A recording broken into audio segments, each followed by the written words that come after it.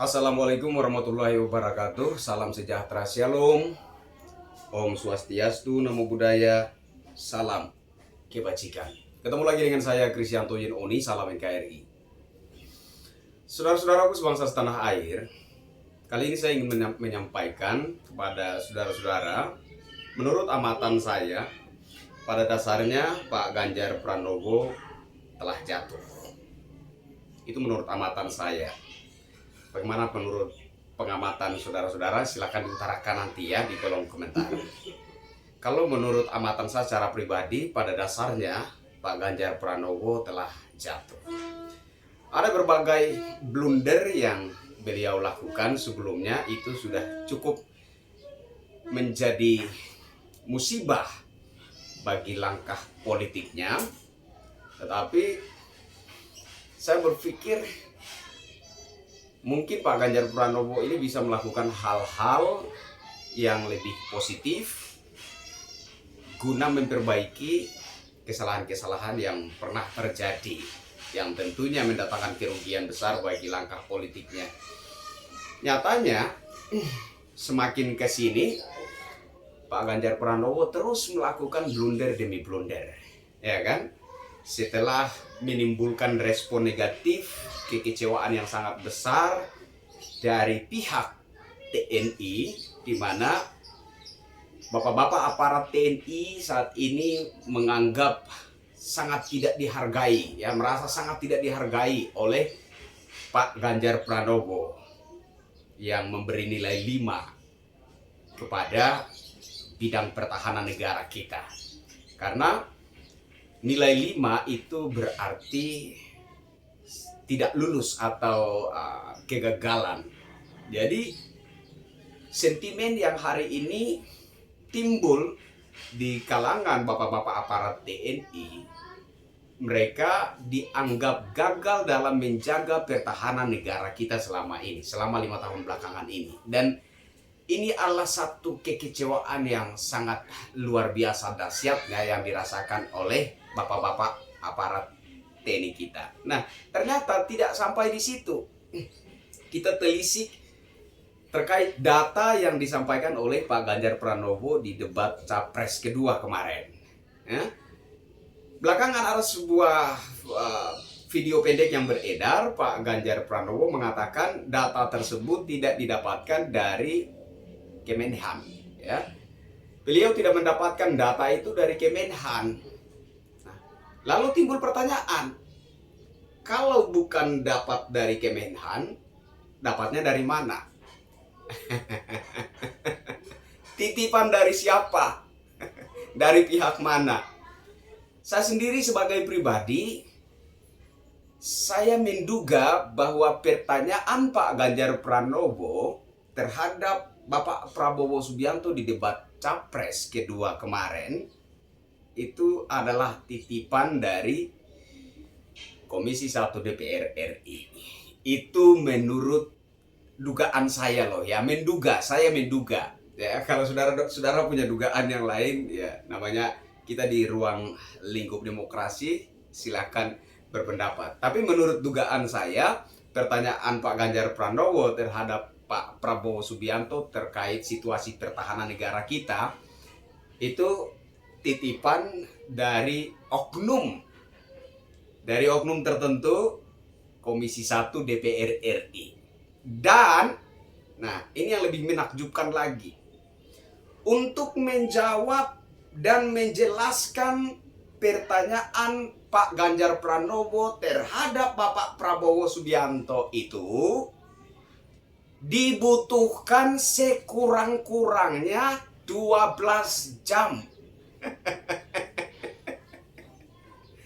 Itu bukan pertanyaan biasa-biasa, ya. Itu pertanyaan yang kalau dijawab dan dijelaskan secara detail, karena mesti ada runutannya, mesti ada satu pemaparan yang benar-benar dapat diterima oleh logika.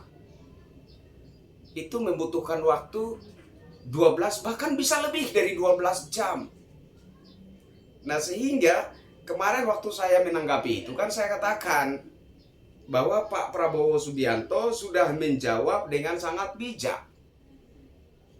Kalau Bapak menginginkan jawaban dan penjelasan dari saya, ya, jadi bukan Bapak Prabowo Subianto menolak untuk menjawab dan menjelaskan, tidak.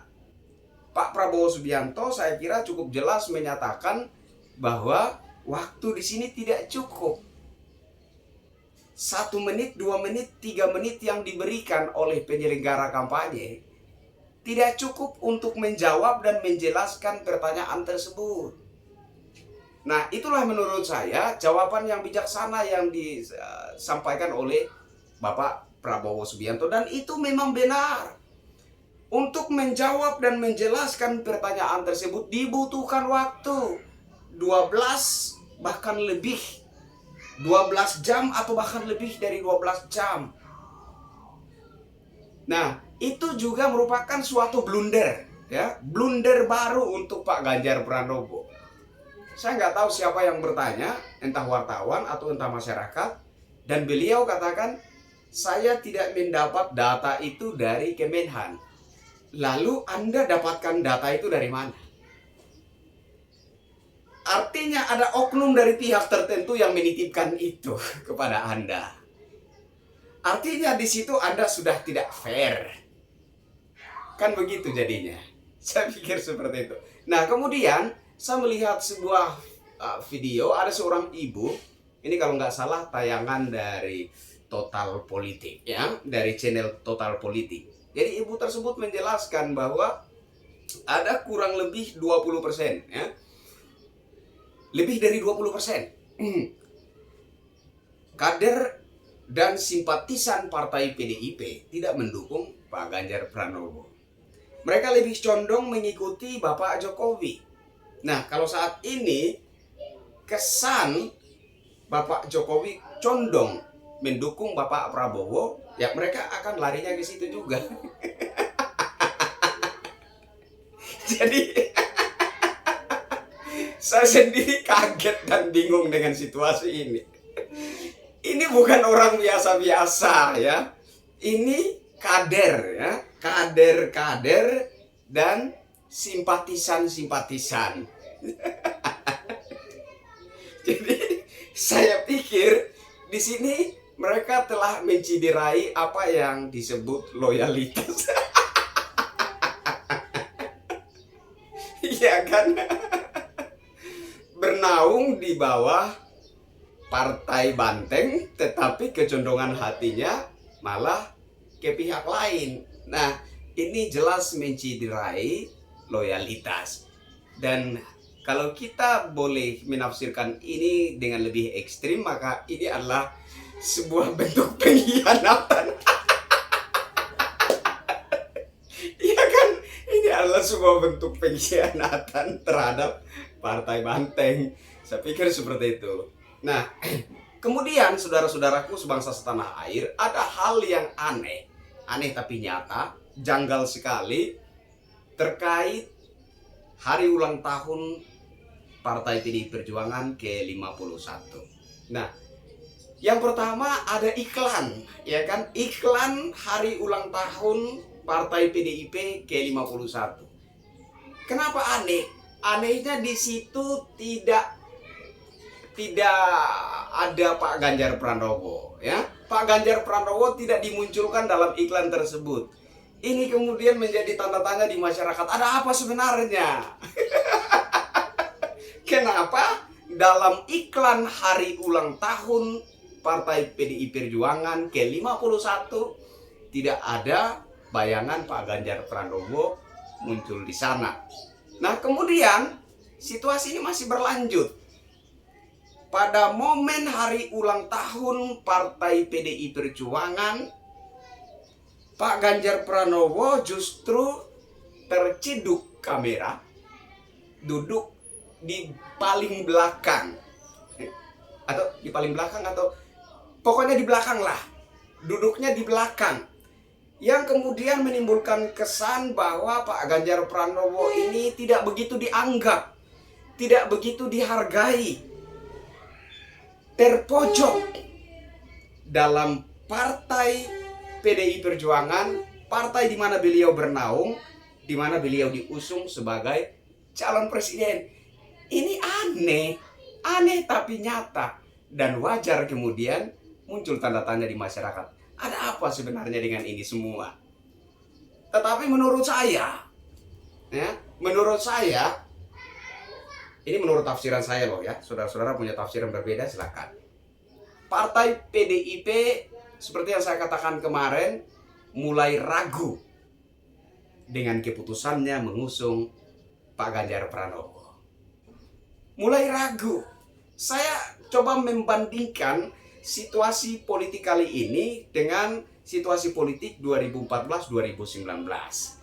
Ketika Partai PDIP mengusung Bapak Insinyur Haji Joko Widodo, ketika itu seluruh mesin Partai PDIP bergerak secara masif, dan menurut saya itu adalah bentuk wujud kampanye yang betul-betul efisien.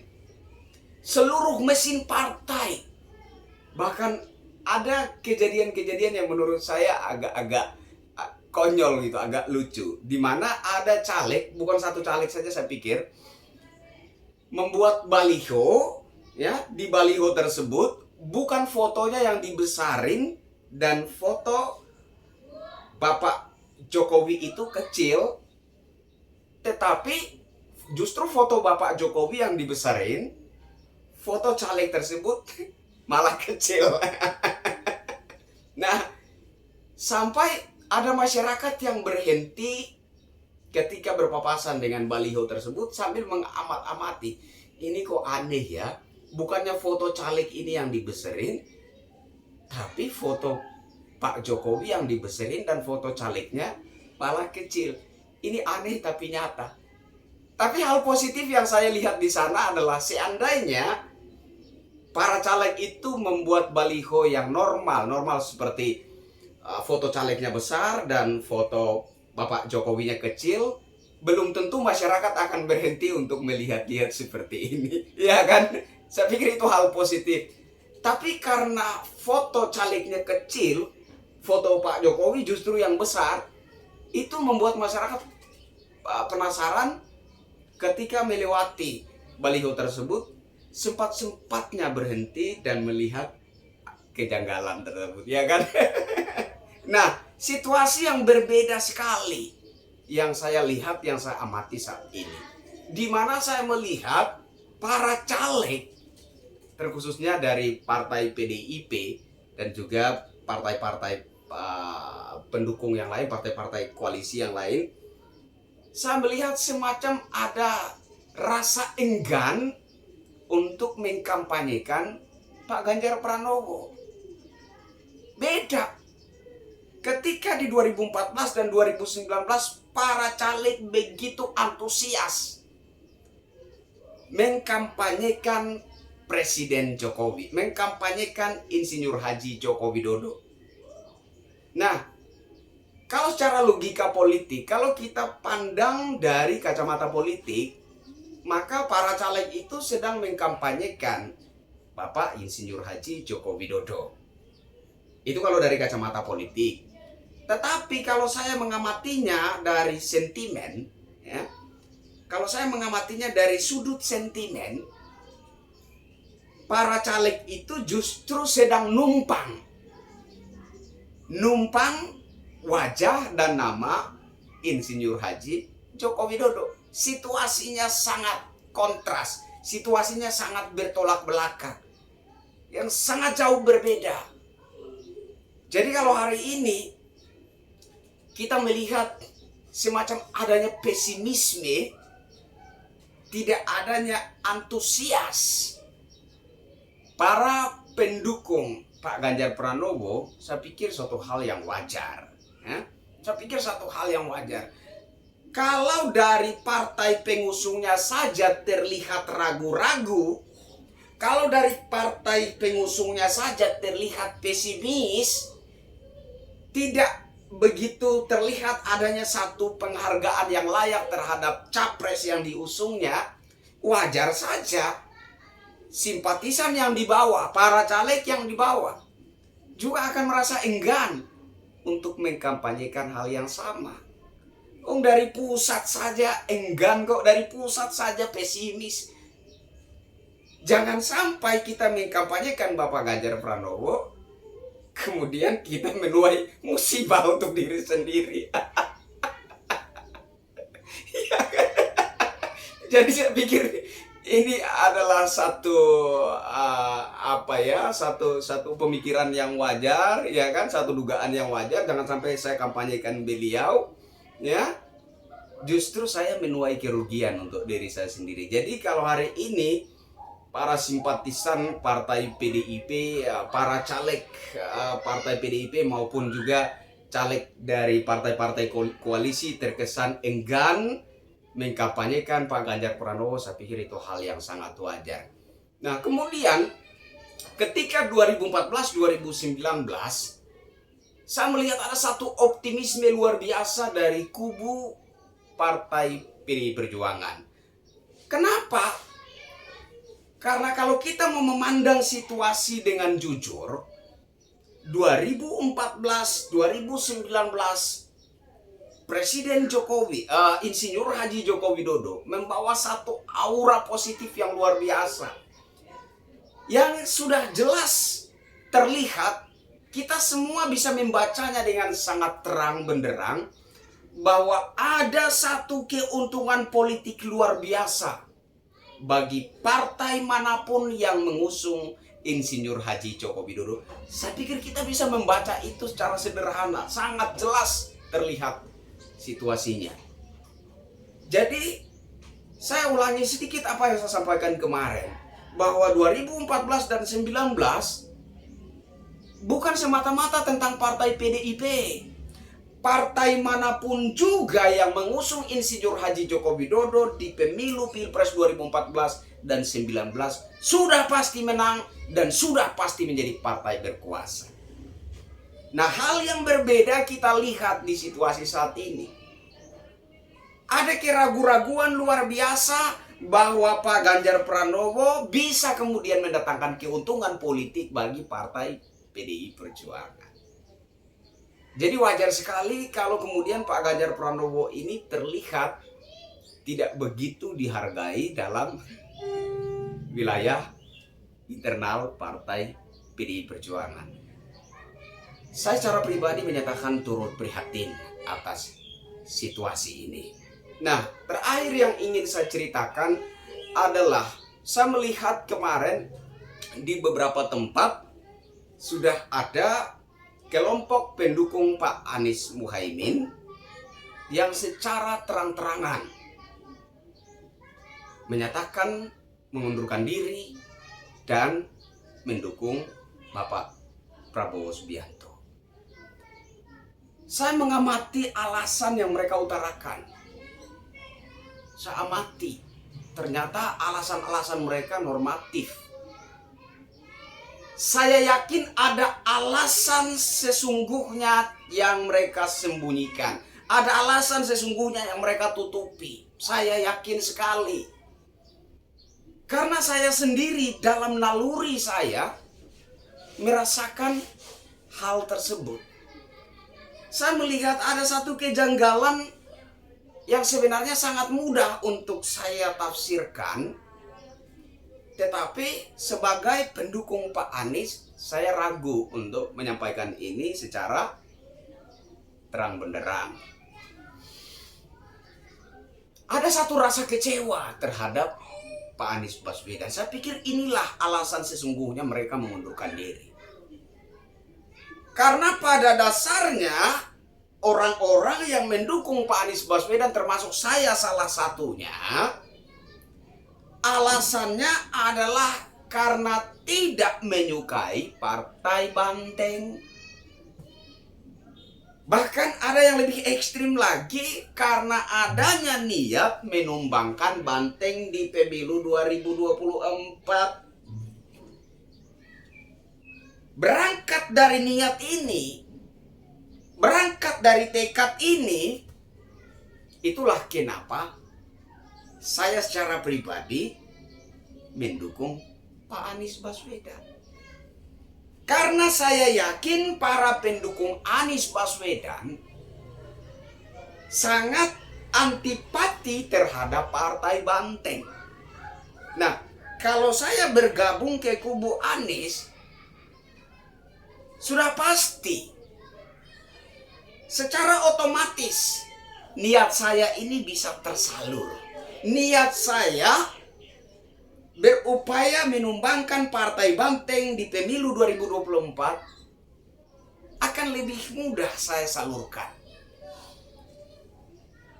Nah, bagaimana kemudian orang yang saya dukung, capres yang saya dukung, dalam beberapa momen memperlihatkan kesan mesra, bahkan mendukung capres dari partai PDIP.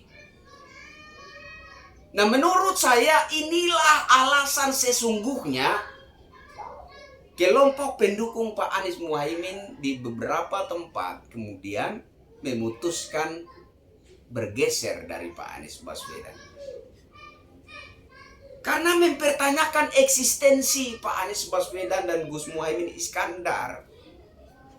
Lah, kalau Bapak terlihat sebagai pelengkapnya Pak Ganjar Pranowo, kalau Bapak terlihat bermesra-mesraan, kalau Bapak terkesan mendukung Pak Ganjar Pranowo, lalu bagaimana nasib kami sebagai relawan?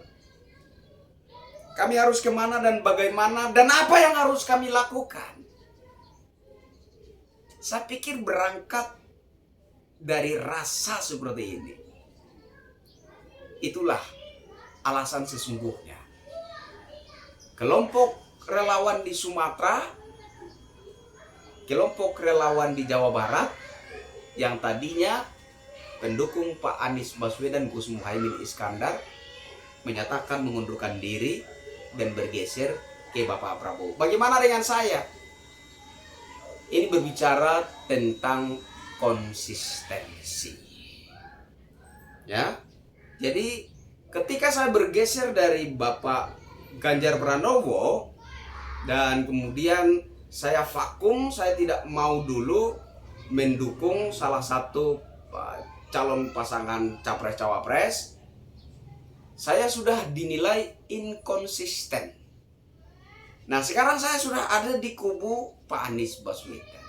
Nah, kemudian nanti saya loncat lagi, bagaimana orang-orang akan menilai saya, iya kan? Jadi yang saya lakukan hari ini adalah bersuara sebagai rakyat Indonesia, bersuara sebagai pemerhati bangsa, pemerhati masyarakat, mengawal jalannya proses demokrasi ini, proses kampanye jelang pemilu Pilpres 2024 ini, dengan memberi pencerahan-pencerahan kepada masyarakat agar sadar bahwa inilah politik, inilah demokrasi, bahwa sebagai rakyat kamu punya hak untuk pilih. Kamu mau pilih siapapun, itu hak Anda, terserah Anda. Yang akan saya lawan adalah isu-isu yang menyesatkan masyarakat sehingga masyarakat kemudian memilih tidak berdasarkan hati nurani, tidak berdasarkan pandangan yang rasional, melainkan karena terhasut oleh isu-isu negatif yang beredar. Ini yang akan saya lawan. Dan saya pikir ini sangat relevan dengan kampanye para pasangan capres-cawapres kita untuk mewujudkan pemilu damai di pemilu Pilpres 2024. Saya pikir sangat relevan, dan yang saya lakukan hari ini adalah untuk menyokong kampanye para calon pasangan capres-cawapres kita. Mereka bertekad untuk menciptakan pemilu damai di pesta pemilu Pilpres 2024. Jadi jangan salahkan saya ketika mereka sendiri memainkan isu-isu provokatif, menghasut, mengadu domba, membenturkan rakyat dengan rakyat, maka siapapun itu akan saya lawan. Saya Krisyanto Oni, sampai ketemu lagi dengan saya di tayangan berikutnya. Wassalamualaikum warahmatullahi wabarakatuh. Salam sejahtera, shalom. Om Santi Santi, Santi Om, Namo Buddhaya. Salam kebajikan. Salam NKRI.